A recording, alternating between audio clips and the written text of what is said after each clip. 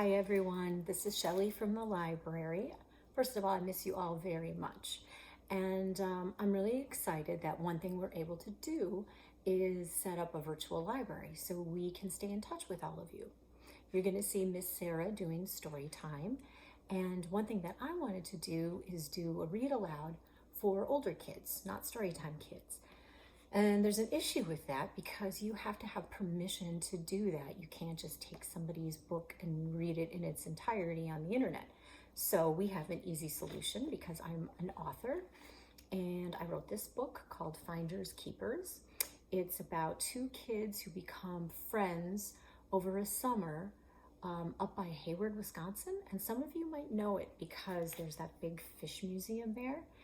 And it's based on my family's actual cabin, which was on Whitefish Lake. And this is a story about Krista, whose family has to sell that cabin, and her friend Alex, and how they tried to save it.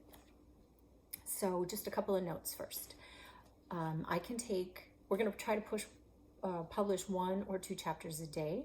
And if you have questions for me about the book, about being a writer, about the library, I believe there's a section here at YouTube where you can ask questions and I can take them that way, or your parents can send a Facebook message to the library page because I moderate that, or you can email me at stougas@hudsonpubliclibrary.org.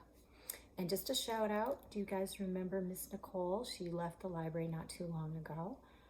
She gave me this before she left and I'm wearing it today since I'm doing library work from home. And I hope to maybe take the camera around to some spots in my house and show you where I like to do my writing and my reading. So let's get started.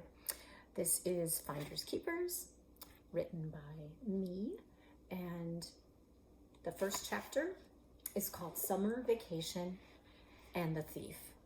Be patient with me because I have never done this before. So let's hope it goes well. Summer Vacation and the Thief.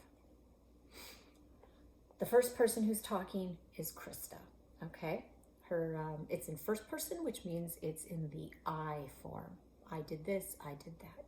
And the I in this book is Krista. I glared at Olivia Stanger's picture on the for sale sign.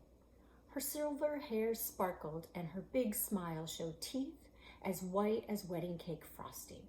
Icky, sticky, sweet. So I karate kicked that sign, the sign that announced she was selling my cabin. The sign swung away, but my foot kept going and I landed in the splits, then pressed my whole body against the grass. The sign swung back, but missed my head. I was fast, cougar fast. Olivia Stanger had forced a stake into the ground for her sign. A thin pole stuck out near the top of the stake, forming a backward number 7. The sign with her picture hung from the top of the sign, or the top of the 7. The icky, sweet smile was as wide as my head. Next to me was a big stick, so I held it against the ground and pulled myself out of the splits. We were face to face again, me and Olivia Stanger's sign. So I whacked her face with the stick. Then I spit on the sign right by the words that said, Olivia Stanger, your Wisconsin Lakeshore Realtor. What'd that sign ever do to you? The voice was a boy covered in mud. Mud on his hands, on his knees, on his green t-shirt. He stood in the grass a few feet from the gravel driveway. I looked at the muddy boy, then the sign. I wished Olivia herself would answer, because if the for sale sign were an evil talking sign, she'd say, Miss Krista Boyd Adams, I will make sure you'll be home every summer stuck in arts and crafts camps.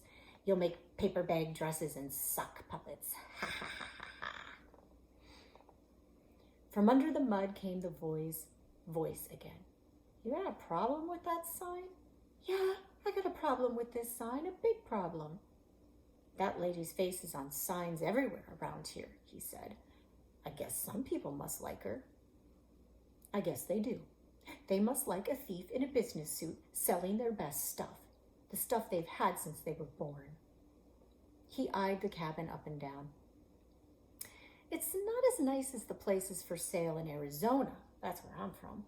But it's a decent cabin. Does it have an actual bathroom with a toilet that actually flushes?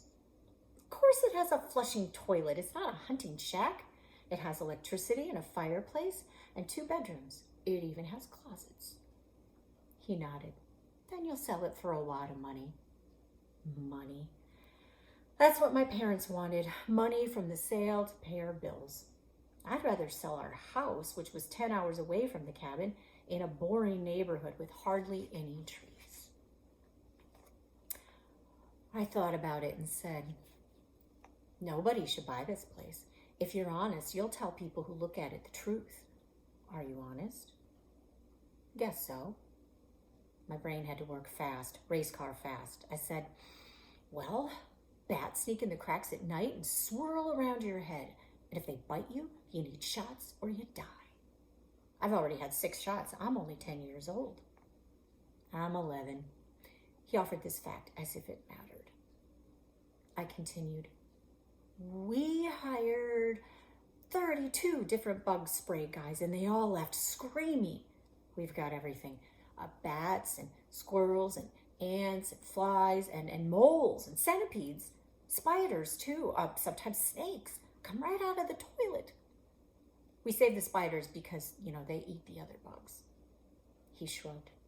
I ain't afraid of spiders or snakes. My dad would split his pants over the word ain't.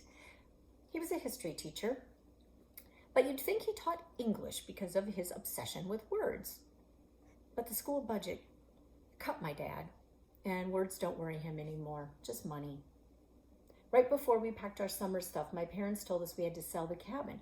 They couldn't afford a house, 2 cars, our cabin, and still save money for my sister, Amelia, and me to go to school. I told the boy, I'm not afraid of spiders either, even poisonous spiders, and I'm not afraid of snakes. I just don't like them. The boy said, I really don't have fears, just born without them, I guess. You afraid of that house? I pointed to the white 2-story house where Mr. Edmund Clark lived, only a few hundred feet from our driveway. My parents made me say Mr. or Mrs. when talking to old people, and Mr. Edmund Clark was old. He had a stiff leg and flabby face and silver hair, just like Olivia Stanger. He probably should have married Olivia Stanger since they were both mean and Mrs. Edmund Clark was dead. Mudboy said, why would I be afraid of that house? Well, the guy there is mean and older than fossils. His hands sprang to his hips. Huh, that old guy is my grandpa. You mean your grandpa? I laughed, but he didn't. Mudboy marched toward me with fists ready to spring. I karate kicked the air to show him I meant business, and he laughed. Do you know how stupid you look when you do that? Do not. I held my arms ready to karate chop. He laughed even harder. He did this crazy spin-around karate kick thing with his arms waving. Then he stopped and held his arms ready to karate chop. We circled each other. I have a karate belt, he said. Me too, I said. I also have a judo belt, he said, circling some more. I'd never heard of a judo belt, but it sounded way better than a karate belt. Me too, I said, circling some more. I punched gangster Al Capone in the stomach, he said. Me too, I said. Punched Al and his entire gang, punched them all. He stopped circling and stomped his foot. Liar. Al Capone has been dead for like 100 years.